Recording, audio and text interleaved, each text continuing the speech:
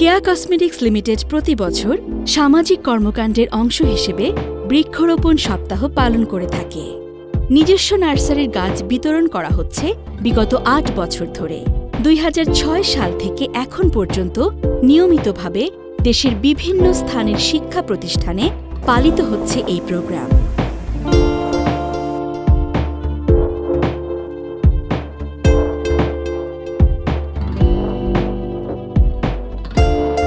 প্রতি বছরের ন্যায় ২০১৯ সালে গাইবান্ধা জেলার গোবিন্দগঞ্জে ৩টি ভেন্যুতে ১৩টি শিক্ষা প্রতিষ্ঠানের প্রায় ১২,০০০ শিক্ষার্থীদের মাঝে টি-শার্ট এবং একটি করে ফলজ ও একটি করে ঔষধি গাছ বিতরণ করা হয়।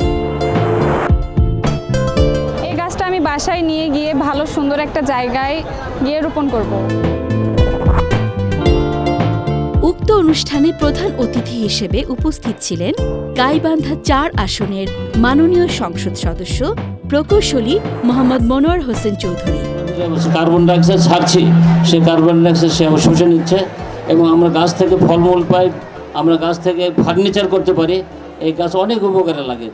আজকে যে আপনাদের গাছটা দেওয়া হচ্ছে এর মূল্য কিন্তু অনেক, টাকাতে পাবেন না, আবার একে পরিচর্যা করতে হবে। এই পরিচর্যা না করে এটা হবে না। ধান বলেন, এই ভেজিটেবল বলেন, সব কিন্তু এই গাছের থেকেই আসে।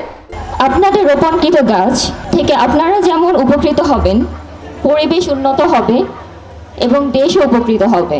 তো আমরা যে কোনো বায়োকেমিক্যাল ব্যালেন্সটা করার জন্য আমরা খাবার থেকে আমরা যেটা খাই ওই খাবার থেকে এটা আসে, which is biochemical balance, and আরেকটা ব্যালেন্স ইজ কল্ড বায়োইলেকট্রনিক ব্যালেন্স। তো এই বায়োইলেকট্রনিক ব্যালেন্স হলো আমাদের সেলস থেকে আসে, আর এই সেলসের একমাত্র খাবার হলো অক্সিজেন। তো আমরা জানি একটা বড় পরিমাণ অক্সিজেন আমরা গাছ থেকে পেয়ে থাকি। এছাড়াও স্থানীয় মেয়র, উপজেলা নির্বাহী অফিসার, চেয়ারম্যান, সমাজসেবী, স্কুল কলেজের প্রধানগণ ও গণ্যমান্য ব্যক্তিবর্গ উপস্থিত ছিলেন। অতিথিগণ বৃক্ষরোপণের প্রয়োজনীয়তা সম্পর্কে শিক্ষার্থীদেরকে অবহিত করেন এবং কেয়া কসমেটিক্স লিমিটেডকে এ মহতী উদ্যোগের জন্য ধন্যবাদ জ্ঞাপন করেন। যখন আমার মন বেশি খারাপ থাকে তখন আমি গাছের নিচে যাই, গিয়ে বসে কথাবার্তা বলি। মনে হয় যে গাছও আমাকে কিছু বলছে, আমি গাছে কিছু বলতে চাচ্ছি। এমন একটা উদ্যোগ নিয়েছে কেয়াগুলো, যে কোরআনে সুস্পষ্টভাবে উল্লেখ আছে যে এই গাছপালাগুলো সব সময় আল্লাহর জিকির করে, আর সেই পবিত্র জিনিসটা সে বন্টন করে দিচ্ছে জনগণের মাঝে, মানুষের মাঝে, ছাত্রছাত্রীদের মাঝে। আমাদের মৃত্যুর পরে সদকায়ে জারিয়া বলে একটা কথা আছে।